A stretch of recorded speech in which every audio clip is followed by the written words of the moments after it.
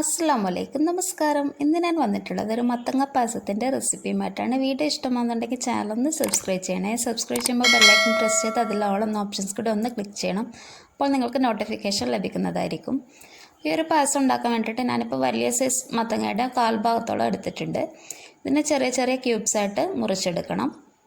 പിന്നെ ഞാൻ മുക്കാൽ മുറി തേങ്ങയിൽ നിന്ന് ഒരു വലിയ സൈസുള്ള തേങ്ങയിൽ നിന്ന് അതിൻ്റെ മുക്കാൽ ഭാഗത്തോളം ചിരകിയിട്ട് അതിൻ്റെ 1-ാം പാലും 2-ാം പാലും 3-ാം പാലും എടുത്ത് വെച്ചിട്ടുണ്ട്. പിന്നെ അതുപോലെ തന്നെ ഞാനിപ്പോൾ 100 ml മെഷറിംഗ് കപ്പിൽ കടലപ്പരിപ്പ് കഴുകി ഡ്രെയിൻ ചെയ്തെടുത്തിട്ടുണ്ട്. ഇതിൽ ഞാനിപ്പം 2 സ്പൂണോളം സെപ്പറേറ്റ്ലി മാറ്റി വെക്കുന്നുണ്ട്. പിന്നെ ഞാനിപ്പോൾ മീഡിയം സൈസുള്ള 3 അച്ച് ശർക്കരയാണ് എടുത്തിട്ടുള്ളത്. ഇത് ഞാനിപ്പോൾ 1/2 ഗ്ലാസ് വെള്ളം കൂടി ചേർത്തിട്ടൊന്ന് ഉരുക്കിയെടുക്കണം. പിന്നെ മധുരമൊക്കെ നമ്മുടെ ഇഷ്ടമനുസരിച്ച് കൂട്ടോ കുറക്കുകയൊക്കെ ചെയ്യാം. പിന്നെ ഞാനിപ്പോൾ ഈ ഒരു കടലപ്പരിപ്പിന് ഒരു പ്രഷർ കുക്കറിലേക്ക് ചേർത്ത് കൊടുക്കുന്നുണ്ട്.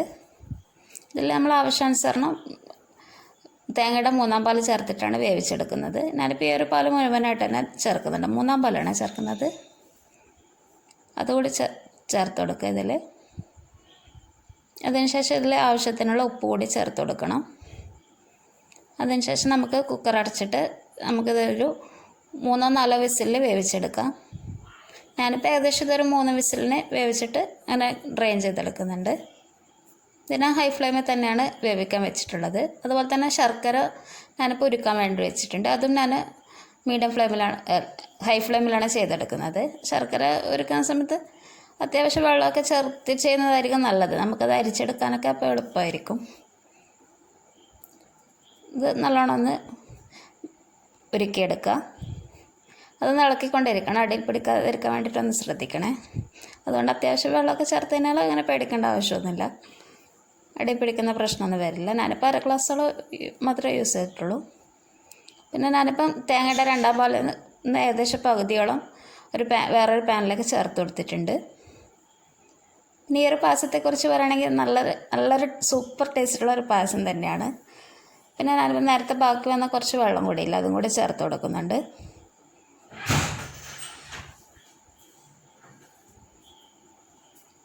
ഇതിൽ മത്തങ്ങ പീസസ് കൂടി ഒന്ന് ചേർത്ത് കൊടുക്കുക. അതിനുശേഷം നല്ലോണം ഒന്ന് ഇളക്കിക്കൊണ്ടിരിക്കണം. അപ്പോൾ പായസം റെസിപ്പീസൊക്കെ ഇഷ്ടപ്പെടുന്ന എല്ലാവർക്കും ഈ ഒരു പായസം തീർച്ചയായിട്ടും ഇഷ്ടപ്പെടുന്നതായിരിക്കും. പ്രഥമനൊക്കെ കേൾക്കുന്ന പോലെ നല്ല ടേസ്റ്റ് തന്നെയാണ്. അപ്പോൾ ഇതിലേക്ക് ആവശ്യത്തിനുള്ള ഉപ്പ് കൂടി ചേർത്തിട്ട് ഞാൻ ഈ ഒരു സമയത്താണ് ഫ്ലെയിം ഓൺ ചെയ്തിട്ടുള്ളത്. ഇത് ഹൈ ഫ്ലെയിമിലൊന്ന് നല്ലോണം ഒന്ന് തിളപ്പിച്ചെടുക്കുക. കുറച്ച് സമയം തിളവന്ന ശേഷം നമുക്ക് പരിപ്പ് കൂടി ചേർത്ത് കൊടുക്കുക. പരിപ്പ് വെന്തിട്ടുണ്ട്, എന്നാൽ ഒന്നുകൂടി ഒന്ന് വെന്ത് കിട്ടണം. അതുകൊണ്ട് ഞാനിപ്പം അത് ഇതിലേക്ക് തന്നെ ഒന്ന് ചേർത്ത് കൊടുക്കുന്നുണ്ട്. അതിനുശേഷം ഒന്നുകൂടി അടച്ചു വെച്ചിട്ട് നല്ലോണം തന്നെ ഹൈ ഫ്ലെയിമിലൊന്ന് തിളപ്പിച്ചെടുക്കുക. 5-10 മിനിറ്റ് നേരം തന്നെ നല്ലോണം ഒന്ന് തിളപ്പിച്ചെടുക്കുക. നല്ല ഇടയ്ക്കൊന്ന് നമ്മൾ ചെക്ക് ചെയ്ത് നോക്കണം. മത്തങ്ങ ചില സമയത്തൊക്കെ കിട്ടുന്നതൊക്കെ പെട്ടെന്ന് വെന്ത് കിട്ടും, ചിലതൊക്കെ വേവാൻ ഇത്തിരി ടൈം എടുക്കും. അതുകൊണ്ട് അതൊന്ന് ചെക്ക് ചെയ്തിട്ട് വേണം ചെയ്യാൻ വേണ്ടിയിട്ട്. അതൊന്ന് ശ്രദ്ധിക്കണം.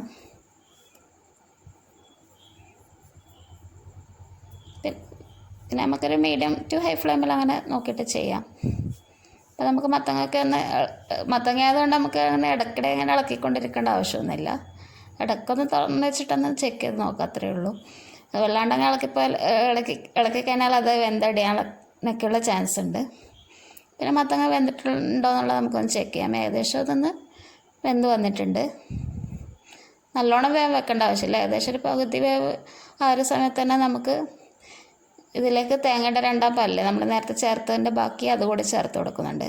പിന്നെ ഈ ഒരു പായസം നമുക്ക് പ്രഥമൻ്റെ അത്ര ഒരു തിക്കായിട്ട് കിട്ടില്ല. അപ്പോൾ അതുകൊണ്ട് ഈ ഒരു തേങ്ങാപ്പാൽ ചേർക്കാൻ സമയത്ത് നമുക്ക് അങ്ങനെ കട്ടി വേണമെന്നുണ്ടെങ്കിൽ നമുക്ക് 1.5 ടേബിൾ സ്പൂൺ പച്ചരി കുതിർത്തിട്ട് ഈ ഒരു പാലിൻ്റെ കൂടെ തന്നെ അരച്ച് ചേർക്കാവുന്നതാണ്. അപ്പോൾ അങ്ങനെ ചേർക്കുന്ന സമയത്ത് നമുക്ക് ഇളക്കിക്കൊണ്ടിരിക്കേണ്ടി വരും, എന്നാൽ അത് എല്ലാ ഭാഗത്തും അങ്ങനെ മിക്സായിട്ട് കിട്ടുകയുള്ളൂ. അപ്പോൾ അങ്ങനെ ചെയ്യുന്ന സമയത്ത് ചിലപ്പം മത്തങ്ങയൊക്കെ വെന്തുടയാനുള്ള ചാൻസ് ഉണ്ട്. അതുകൊണ്ട് ഞാനിപ്പോൾ അത് ചെയ്യുന്നില്ല.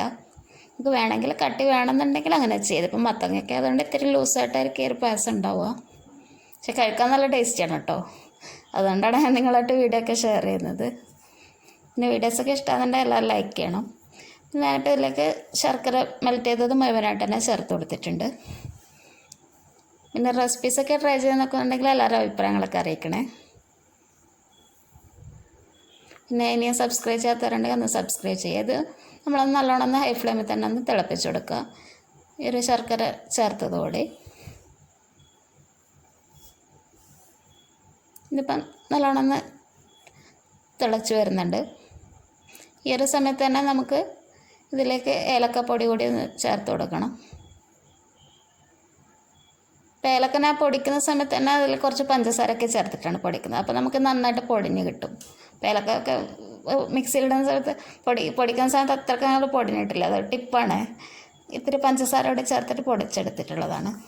അപ്പോൾ അത് ഞാനിപ്പോൾ ഏകദേശം 2 ടേബിൾ സ്പൂണോളം ചേർത്ത് കൊടുക്കുന്നുണ്ട്.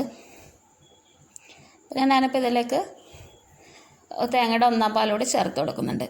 ഞാനിപ്പോൾ ഇതിനെ നന്നായിട്ട് തന്നെ തിളപ്പിക്കുന്നുണ്ട്. ചില ആൾക്കാരൊക്കെ അത് ജസ്റ്റ് 1/4 പാൽ ചേർത്തതിന് അധികം തിളപ്പിക്കാറില്ല. അപ്പം നമുക്ക് എങ്ങനെയാണോ താല്പര്യം ആ ഒരു രീതിയിൽ നമുക്ക് ചെയ്തെടുക്കാവുന്നതേ ഉള്ളൂ. പിന്നെ ഞാനിപ്പോൾ വേറൊരു പാനിലേക്ക് 2 സ്പൂണോളം നെയ്യ് ചേർത്ത് കൊടുത്തിട്ടുണ്ട്. ഇപ്പം ഞാൻ പായസത്തിൻ്റെ ഒരു മിക്സ് ഓഫ് ചെയ്തിട്ടുണ്ട് കേട്ടോ, ഫ്ലെയിം ഓഫ് ചെയ്തിട്ടുണ്ട്. പിന്നെ ഇതിലേക്ക് തേങ്ങാക്കൊത്ത് കൂടി ചേർത്ത് കൊടുക്കുക. പിന്നെ നമ്മൾ നേരത്തെ മാറ്റി വെച്ച ഒരു പരിപ്പില്ലേ, അതുകൂടി നമുക്കിതിലേക്ക് ചേർത്ത് കൊടുക്കാം. കടലപ്പരിപ്പ്, അത് ഈ ഒരു സ്റ്റെപ്പ് വേണമെങ്കിൽ ചെയ്താൽ മതി. കടലപ്പരിപ്പ് അങ്ങനെ ചേർക്കണം നിർബന്ധമൊന്നുമില്ല. നമുക്കങ്ങനെ കടിച്ച് കഴിക്കാനൊക്കെ ഇഷ്ടമുള്ളവർക്ക് ഇങ്ങനെ ചേർത്ത് ചെയ്യുന്നതായിരിക്കും കുറച്ചുകൂടി നല്ലത്. ഇത് ഞാനിപ്പോൾ മീഡിയം ഫ്ലെയിമിൽ നല്ലോണം ഒന്ന് റോസ്റ്റ് ചെയ്തെടുക്കുന്നുണ്ട്. ഇതിപ്പോൾ ഏകദേശം ഒന്ന് കളറ് മാറി വരുന്ന സമയത്ത് ഞാനിപ്പോൾ ഇതിലേക്ക് അണ്ടിപ്പരിപ്പും മുന്തിരിങ്ങയും കൂടി ചേർത്ത് കൊടുക്കുന്നുണ്ട്. അപ്പോൾ അതുകൂടി ചേർത്തിട്ട് നന്നായിട്ടൊന്ന് മിക്സ് ചെയ്തെടുക്കുക. ഇപ്പോൾ ഞാൻ ഫ്ലെയിം ഓഫ് ചെയ്തിട്ട് ഇത് നമ്മുടെ ഈ ഒരു പായസത്തിലേക്ക് ചേർത്ത് കൊടുക്കുകയാണ്. ഇപ്പം ഞാനിപ്പം ഫ്ലെയിം ഓൺ ചെയ്തിട്ടൊന്നുമില്ല, പായസത്തിൽ ജസ്റ്റ് ഒന്ന് ചേർത്ത് കൊടുത്തിട്ട് അങ്ങനെ അടച്ച് വെക്കുക. അപ്പോൾ നമ്മുടെ അടിപൊളി മത്തങ്ങ പായസം റെഡി ആയിട്ടുണ്ട്. എല്ലാവരും ഈ ഒരു പായസം ട്രൈ ചെയ്ത് നോക്കണം. നിങ്ങളുടെ അഭിപ്രായങ്ങളൊക്കെ അറിയിക്കണം. Thank you for watching.